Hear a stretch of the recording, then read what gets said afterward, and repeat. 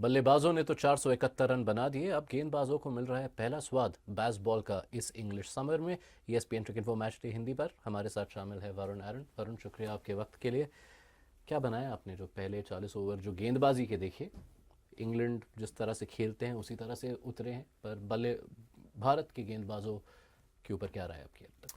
देखिए, first of all England definitely baseball खेलते हैं, थोड़ा अटैकिंग अंदाज रहता है इंग्लैंड का।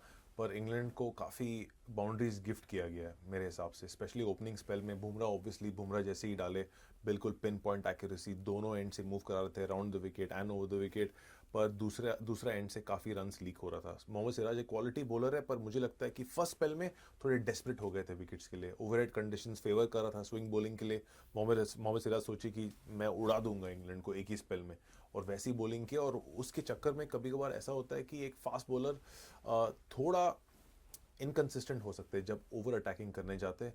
मोहम्मद सिराज के साथ वही हुआ। जैसे ही प्रसिद्ध कृष्णा आए, मेरे हिसाब से उस वक्त शार्दुल ठाकुर को डराना चाहिए था। प्रसिद्ध कृष्णा बॉलिंग करने आए, जिसका नेचुरल लेंथ थोड़ा बैक ऑफ लेंथ होता है। इंग्लैंड में देखिए, जब क्लाउड कवर रहता है आपको थोड़ा ऊपर डालना पड़ेगा, बॉल को मौका देना पड़ेगा स्विंग करने के लिए। वो बिल्कुल मौका नहीं दिए, और उसमें उनको उनको रन भी पड़ा। ऑलमोस्ट 6 का इकॉनमी से जा रहे थे पहला स्पेल में। और जडेजा आके एक स्पीड से बॉलिंग करते, काफ़ी तेज़ बॉलिंग किया जडेजा ने। देखिए, जडेजा जाने जाते टाइट एक एंड रखने के लिए, पर बीच बीच में थोड़ा पेस का मिश्रण करना ही होगा जडेजा को। जी हाँ, 8वें ओवर तक भारत रुके शार्दुल ठाकुर को गेंद थमाने से पहले।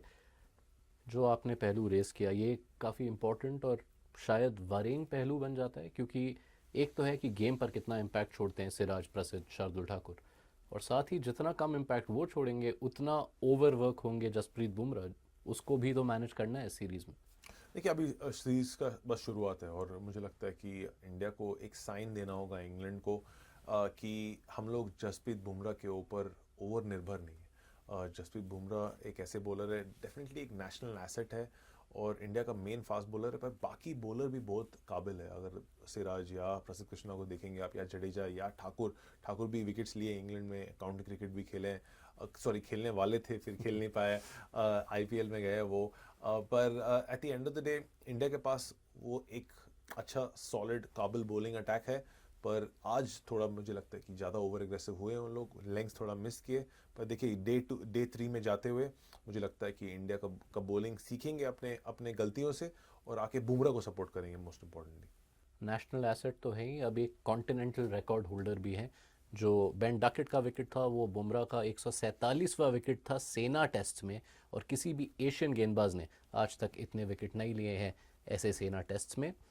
ओवरहेड कंडीशंस, उससे किस तरह से बॉलिंग वेरी होती है, क्योंकि ये टर्म अक्सर यूज़ होता है इंग्लैंड के टेस्ट में। हमने देखा जब इंग्लैंड लंच के बाद गेंदबाजी करने आए भारतीय पारी के अंत में, तब काफ़ी असर था ओवरहेड कंडीशंस का। भारत को भी नई गेंद से ओवरहेड कंडीशंस मिले थे फेवर में।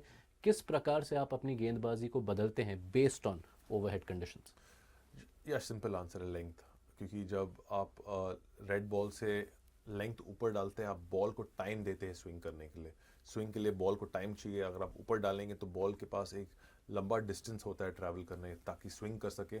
पर अगर आप शॉर्ट डालेंगे तो स्विंग नहीं होगा। पर जैसे ही कंडीशंस आपको फेवर नहीं करते, आपको लेंथ थोड़ा खींचना पड़ेगा, थोड़ा। वो 5 मीटर से अराउंड 6.5-7 मीटर ले जाएंगे, तो उसमें रन स्कोरिंग थोड़ा कम हो जाएगा, क्योंकि बैट्समैन इजीली फ्रंट फुट पे नहीं आ सकते या बैक फुट पे नहीं आ सकते। वो हाफ कॉक रीजन में डालना पड़ेगा आपको, जब क्लाउड कवर नहीं रहता और विकेट से कुछ नहीं मिल रहा आपको। पर जैसे ही क्लाउड कवर आता है, आपको इमीडिएटली अपना लेंथ थोड़ा आगे आगे डाल सकते हैं आप। उससे आपको हवा में भी थोड़ा मूवमेंट मिलेगा, और ऑफ द विकेट भी। वरुण, बहुत शुक्रिया आपके वक्त के लिए। उम्मीद रहेगी कि तीसरे दिन भारत जिस भी कंडीशंस में गेंदबाजों को डालना पड़े वो उसमें असरदार साबित होंगे। शुक्रिया आपके वक्त के लिए। बने रहिए हमारे साथ ESPN cricket info match day Hindi पर।